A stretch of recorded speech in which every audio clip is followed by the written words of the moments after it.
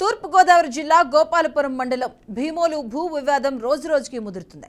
పట్టాదారులకి కౌలుదారులకి మధ్య 370 ఎకరాల సీలింగ్ భూమిపై వివాదం జరుగుతూ ఉండగా తాజాగా కౌలుదారుల నుంచి 160 ఎకరాల కొనుగోలు చేసిన విజయదుర్గ అగ్రికల్చర్ వారు ఇక ఆ భూమిలో వ్యవసాయ పనులు చేస్తూ ఉండగా పట్టాదారులు అడ్డుపడ్డారు. దీంతో భీమోలులో చిన్నపాటి ఉద్రిక్తత పరిస్థితులు ఏర్పడ్డాయి. కొవ్వూరు డీఎస్పీ ఆధ్వర్యంలో గోపాలపురం ఎస్ఐ, దేవరపల్లి ఎస్ఐ సంయుక్తంగా స్పెషల్ బెటాలియన్తో భీమోలు చేరుకొని పరిస్థితిని అదుపు చేసే ప్రయత్నం చేశారు. వివాదాస్పద రిజిస్ట్రేషన్లో భూమి ఉన్నందున కౌలుదారులు చేసే వ్యవసాయ పనులు ఆపాలని పట్టాదారులు పోలీసులను కోరారు. ఇక కోర్టు ఆర్డర్ ప్రకారమే తాము చర్యలు తీసుకుంటామని గోపాలపురం పోలీసులు తెలిపారు. సీలింగ్ భూముల వ్యవహారం గత 50 సంవత్సరాల నుంచి నడుస్తుందన్న విషయం మనందరికీ తెలుసు.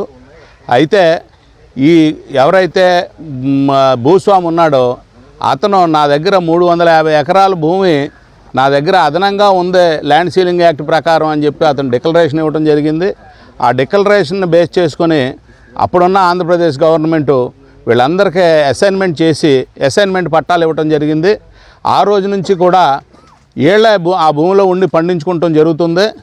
ఇటీవల అప్పటి నుంచి కూడా ఇదే భూస్వాములు వెనకాలండి కౌలుదారులని అనే ఒక బ్రహ్మ పదార్థాన్ని సృష్టించి ఆ కౌలుదారులని వంక పెట్టుకొని కౌలుదారీ చట్టం ప్రకారం పోరాటం స్టార్ట్ చేశారు. 2017 జూన్లో హైకోర్టు ఒక ఆర్డర్ ఇచ్చింది. వీటన్నింటిని బేస్ చేసుకొని కౌలుదారులకి వాళ్ళ కౌలు చేసుకునివ్వండి అని చెప్పి ఒక ఆర్డర్ ఇవ్వడం జరిగింది. సీలింగ్ భూముల వ్యవహారం గత 50 సంవత్సరాల నుంచి నడుస్తుందన్న విషయం మనందరికీ తెలుసు. అయితే ఎవరైతే